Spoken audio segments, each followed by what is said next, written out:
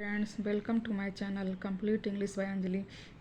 जैसा कि फ्रेंड्स हम लोगों ने इसके पहले वाली क्लास में ई के उच्चारण के नियम को पढ़ा था और हमने उस क्लास में 6 रूल्स को समझा और सीखा था। तो इसी के क्रम में हमने आज क्लास 2 लिया है। इसमें भी हम ई के उच्चारण के नियम को ही पढ़ेंगे और बाकी जो इस ई के उच्चारण के रूल्स बचे हैं उसको हम समझते हुए चलेंगे और इसको सीखते हुए हम अपने इंग्लिश को बूस्ट करेंगे। तो आइए हम लोग स्टार्ट करते हैं। रूल नंबर 7 में जब किसी शब्द में ई के साथ ए जुड़ा हो तो ई ए का उच्चारण मुख्यतः बड़ी ई होता है। जैसे पी ई ए की, यहाँ पे फ्रेंड्स देखिए ई ए जुड़ा है तो इसको हम बड़ी ई के रूप में उच्चारण करेंगे। तो इसको हम क्या पढ़ेंगे? पीक। पीक मीन्स शिखर। इसी प्रकार SHEAF, यहाँ पर भी ई ए जुड़ा है तो इसका भी उच्चारण हम बड़ी ई के रूप में ही करेंगे।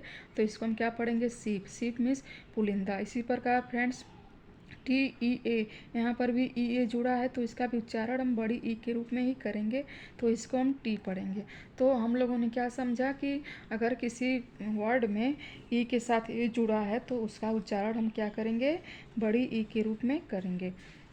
रूल नंबर 8, जब किसी शब्द में ई ए के बाद DTH LTH SAVEN इत्यादि हो या ई ए के पहले BR और इसके बाद KST हो तो ई ए का उच्चारण ए होता है। जैसे BREAD, यहाँ पर भी ई ए आ गया है तो इसके बाद क्या है फ्रेंड्स?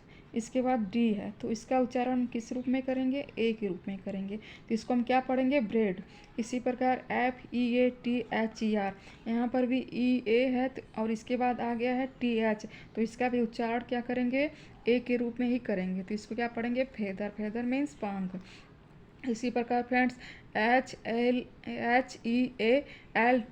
यहाँ पर भी ई ए के बाद क्या आ गया है? LTH तो इसका भी उच्चारण क्या करेंगे? ए करेंगे और इसको हम क्या पढ़ेंगे? हेल्थ।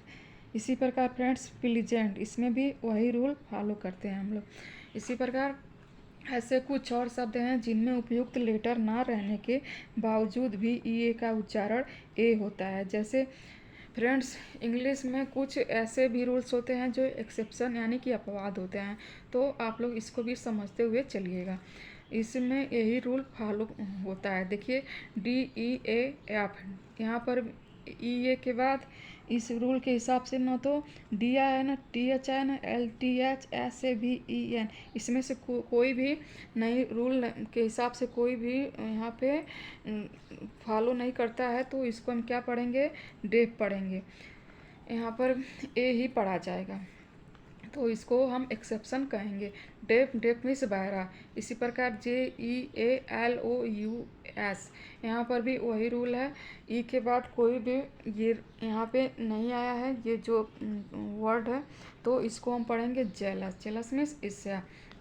इसी प्रकार YEA, यहाँ पर ई ए के बाद कोई भी यहाँ पे वर्ड नहीं आया तो इसको हम क्या पढ़ेंगे? ए पढ़ेंगे। ए मीन्स हाँ। इसी प्रकार रूल नंबर 9, जब किसी शब्द में ई ए से आर जुड़ा हो तो ई ए का उच्चारण मुख्यतः ई होता है। जैसे EAR, यहाँ पे ई के बाद AR जुड़ गया है तो हम इसको क्या पढ़ेंगे? AR पढ़ेंगे। ई ए के बाद आर आ गया है तो इसको हम एयर पढ़ेंगे। इसका उच्चारण किस रूप में करेंगे? ई ए के रूप में करेंगे तो इसको हम एयर पढ़ेंगे। इसी प्रकार BEARD, इसको भी हम ई ए के बाद आर आ गया है तो जुड़ गया है तो इसको हम क्या पढ़ेंगे? ई ए के रूप में पढ़ेंगे। तो इसका उच्चारण क्या होगा? बियर्ड। बियर्ड मीन्स दाढ़ी। लेकिन कुछ शब्द में ई ए से आर जुड़ने के बावजूद भी ई ए का उच्चारण ए होता है। यहाँ पे फ्रेंड्स यहाँ पर भी एक्सेप्शन हमें देखने को मिलेगा। जैसे BAR, यहाँ पे ई ए के बाद आर जुड़ा है तो यहाँ पे इसका उच्चारण हम यहाँ पे और नहीं करेंगे। इसका उच्चारण हम क्या करेंगे? ए करेंगे। तो यहाँ पे हम क्या पढ़ेंगे? बेयर। बेयर मीन्स भालू। इसी प्रकार WER, यहाँ पर भी ई ए के बाद आर आ गया है तो इसका उच्चारण हम ई न करके ए करेंगे। इसको हम क्या पढ़ेंगे? बेयर। बेयर मीन्स पहन लेना। इसी प्रकार फ्रेंड्स रूल नंबर 10, जब किसी शब्द में ई ए आर के बाद CHLNTH हो तो ई का उच्चारण अ होता है। जैसे SEARCH सर्च, यहाँ पर EAR के बाद क्या है CH आया है तो इसका उच्चारण क्या करेंगे अ के रूप में करेंगे, तो इसको हम क्या पढ़ेंगे सर्च। सर्च मीन्स खोज। इसी प्रकार PEARL, यहाँ पे EAR के बाद L आ गया है तो इसका भी उच्चारण हम क्या करेंगे अ के रूप में करेंगे और इसको हम क्या पढ़ेंगे पर्ल। पर्ल मीन्स मोती। इसी प्रकार LEARN, यहाँ पर भी E के बाद क्या आया है ER के बाद क्या आ गया है N आ गया तो इसका भी उच्चारण अ ही होगा तो इसको हम पढ़ेंगे लर्न। इसी प्रकार EARTH, यहाँ पर भी EAR के बाद TH आया तो इसका भी उच्चारण अ ही होगा तो इसको हम पढ़ेंगे अर्थ। तो आई होप फ्रेंड्स आप लोग इस रूल्स को समझते हुए चल रहे हैं और अपनी इंग्लिश को मजबूत बनाने के लिए आप लोग मेरे क्लास को विजिट करेंगे। प्लीज़ प्लीज़ दोस्तों मेरे चैनल को विजिट करिए और आप लोग इसको लाइक एंड सब्सक्राइब भी करते रहिए ताकि मैं मोटिवेट हो सकूं। रूल नंबर 11, जब किसी वर्ड में डबल ई हो तो डबल ई का उच्चारण बड़ी ई होता है। जैसे PREEN, यहाँ पे डबल ई आ गया है तो इसका उच्चारण क्या होगा बड़ी ई के रूप में होगा तो इसको हम क्या पढ़ेंगे प्रीन। प्रीन मीन्स आत्मसंतुष्ट होना। इसी प्रकार REEF है, यहाँ पे डबल ई आ गया है तो इसका भी उच्चारण क्या होगा बड़ी ई के रूप में होगा तो इसको हम क्या पढ़ेंगे रीफ। रीफ मीन्स चट्टान। इसी प्रकार SLEET, यहाँ पर भी डबल ई आ गया है तो इसका उच्चारण बड़ी ही होगा तो इसको हम क्या पढ़ेंगे स्लीट। स्लीट मीन्स ओले के साथ वर्षा। रूल नंबर 12, रूल नंबर 12 क्या कहता है जब किसी शब्द में डबल ई के बाद आर हो तो डबल ई का उच्चारण ई होता है। जैसे JEE, यहाँ पे फ्रेंड डबल ई आ गया और इसके बाद आर है तो इसका उच्चारण क्या होगा ई होगा तो इसको हम क्या पढ़ेंगे जियर। जियर मीन्स मजाक उड़ाना।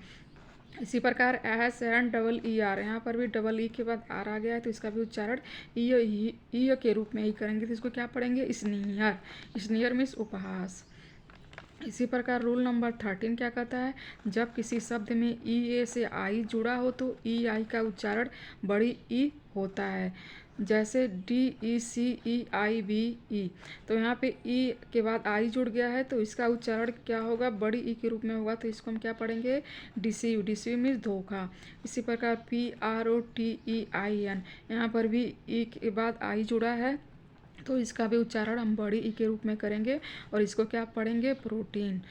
तो आई होप फ्रेंड्स आप लोगों ने इतने रूल्स को समझ लिया होगा और मुझे उम्मीद है कि आप लोग मेरे चैनल से कुछ ना कुछ ज़रूर सीख रहे हैं और अपनी इंग्लिश को बेहतर बना रहे हैं।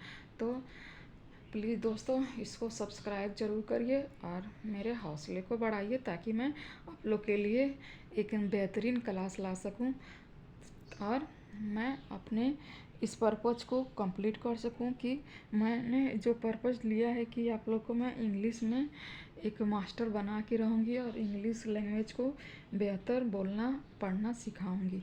तो आप लोग मेरे चैनल को लाइक ज़रूर करिए। Thanks for watching.